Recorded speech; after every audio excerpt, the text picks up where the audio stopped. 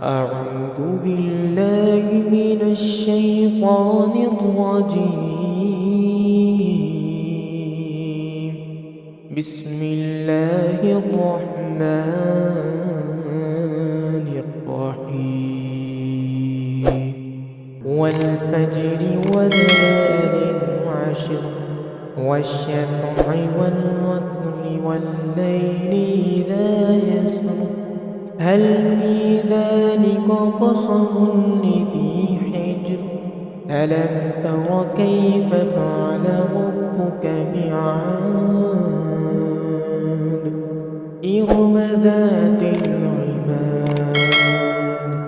التي لم يخلق مثلها في البلاد وثمود الذين جابوا الصخر بالواد وفرعون ذي الأوتاد الذين طغوا في البلاد فأكثروا فيها الفساد فصب عليهم ربك صوت عذاب إن ربك لبالمرصاد فأما الإنسان إذا ما ابتلاه ربه فأكرمه ونعمه فيقول ربي أكرمن وأما إذا ما ابتلاه فقدر عليه رزقه فيقول ربي أهانن كلا بل لا تكرمون اليتيم ولا تحاضون على طعام المسكين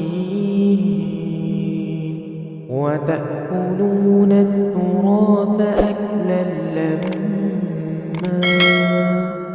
وتحبون المال حبا جما كلا إذا دكت الأرض دكا دكا وجاء ربك والملك صفا صفا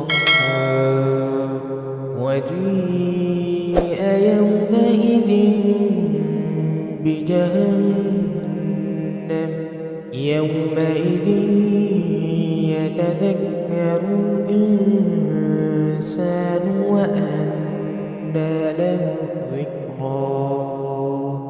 يقول يا ليتني قدمت لحياتي فيومئذ لا يعذب عذابه أحد ولا يوثق وثاقه أحد يا أيتها النفس المطمئنة ارجعي إلى ربك راضية مرضية فادخلي في عبادي وادخلي جنتي.